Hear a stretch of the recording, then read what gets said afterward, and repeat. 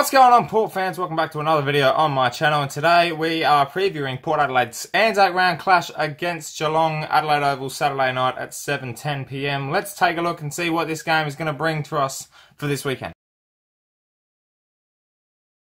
Alright, Port fans, as we preview this weekend's big ANZAC round clash, I want you guys to get involved.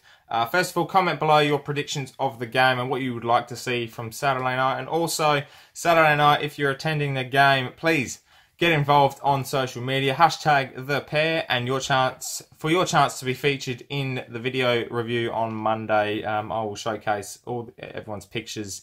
Tag me in your photos as well so I get to see them, so I can post them up on my other Instagram account and also showcase them in the video on Monday. So that'll be your chance to get a little shout out and a little showcase of what you get up to on game days. So just hashtag ThePear and also tag me, Anthony Aliciani, in the picture. Alright, this game, big game, Port Adelaide versus Geelong, 7:10 p.m. Saturday night, Adelaide Oval. It is a huge game for our club. It is also a huge game for the AFL, with ANZAC round being a special ceremony for Saturday night. So it's going to be a big game. It's one of my favourite games of the year, ANZAC round. So it's going to be huge. I think 45,000+ people there at the ground singing Never Tear Us Apart, the last post, our entrance. It's our first night game of the year as well. So that's all in the big build-up and excitement of the game. The game itself, though, is a very interesting one because we're coming off a disappointing loss against Essendon, and Geelong are coming off a great win against St Kilda back at home. The last time we met was last year in round 11 at, I'm going to call it Simmons Stadium because I don't know what the name is now. We lost by 2 points in that controversial match where Dixon had more than 30 seconds and Dangerfield kicked a goal in the last couple of minutes to sew the game up. So this one's got a little bit of rivalry behind it. In terms of our record against Geelong, it's not that great either. We've won 9 times over the last 20-odd years. We've drawn once, and Geelong have beaten us 21 times. And they've won every game bar one in the last 11 seasons as well since the 2007 Grand Final. So our record against them is actually quite horrible. But that is a chance for our team to rewrite the record books on Saturday night and get a win on the board, notch one up.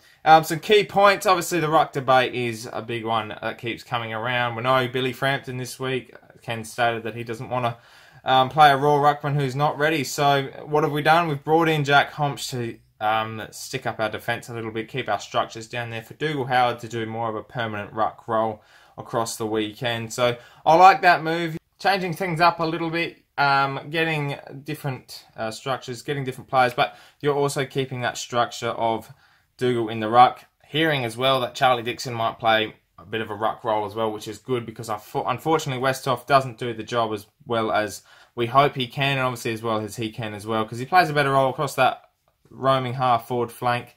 And we've already got Watts and Marshall down the forward line, so Dixon going into the ruck, Howard as well, will be a good move considering they both got pretty good ruck experience, and Dixon with his aggression is just great in there as well.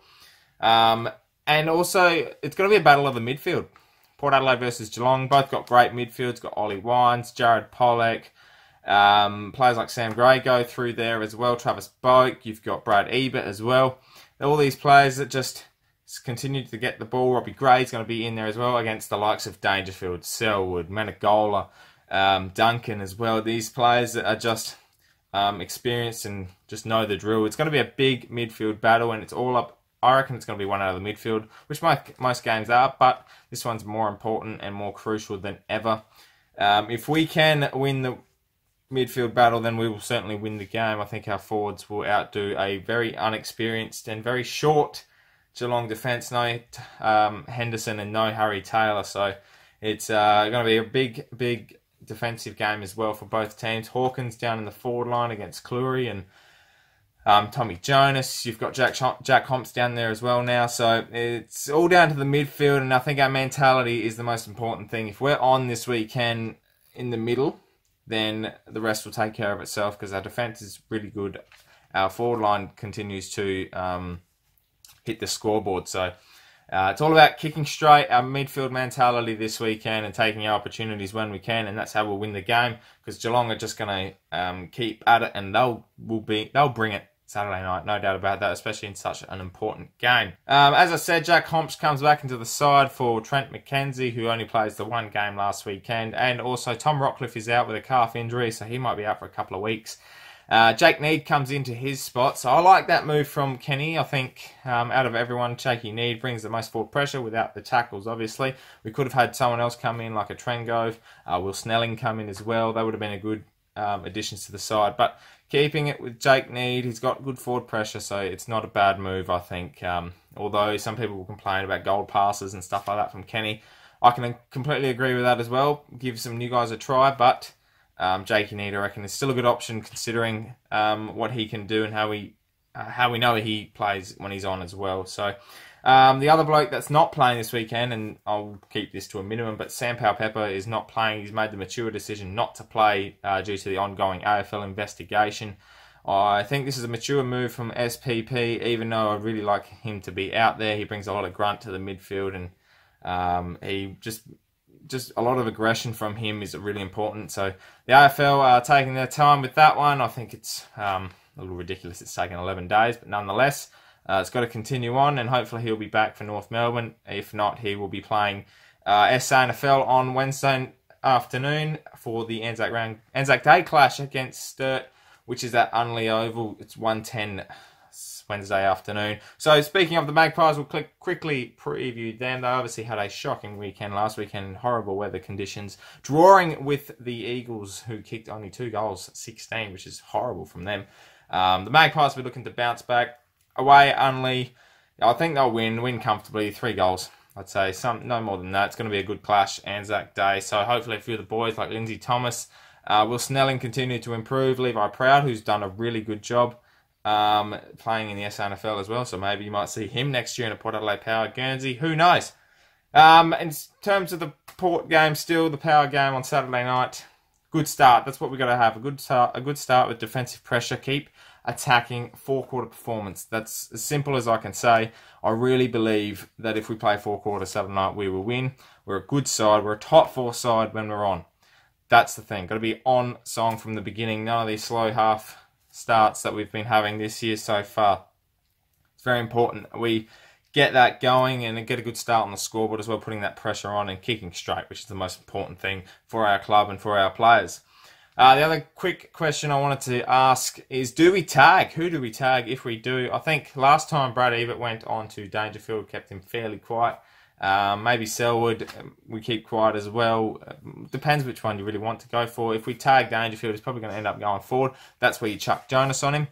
And then you put Brad Ebert on Selwood. That's the way I'd go, depending on who's in the midfield. If not, you only tag the one. You don't want to restrict our midfield too much by tagging.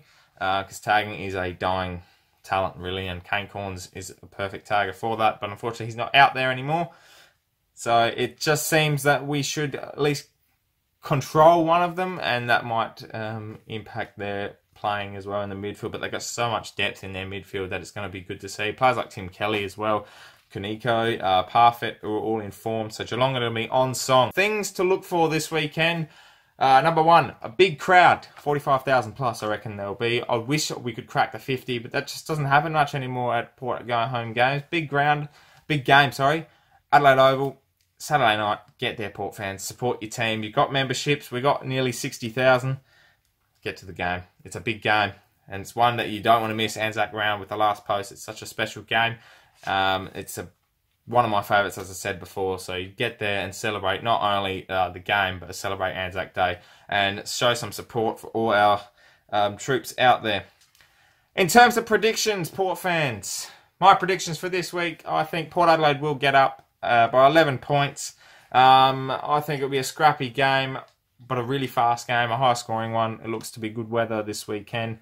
And your Peter Badco medalist, I'm going left field. I think Hamish Hartlett will pick it up this week. He's going to get a lot of disposals across the half-back flank, getting a lot of tackles and a lot of marks as well. He seems to be having a very good year, bar last week, obviously. A bit scrappy, but he looks in good touch. So Hammer will keep at it, and he's looking good. Well, Port fans, that wraps up this preview for Round 5, Port Adelaide versus Geelong. Saturday night at 7:10 p.m, Adelaide Oval, Anzac round. Get there, support your team. We want a big crowd, a loud crowd. Our first night game of the year. get excited. This is going to be one of our biggest games in a long time, and it's all on the line, and we've got a lot to celebrate with Anzac Day. So make sure you tag me and hashtag ThePear in your photos at the game this weekend to feature in the review. Follow the Porches podcast, who will be going live each quarter with Craig Jones, and myself will be at halftime. But watch the reviews of each quarter with Craig. He does a great job there. So the Porches podcast on Facebook.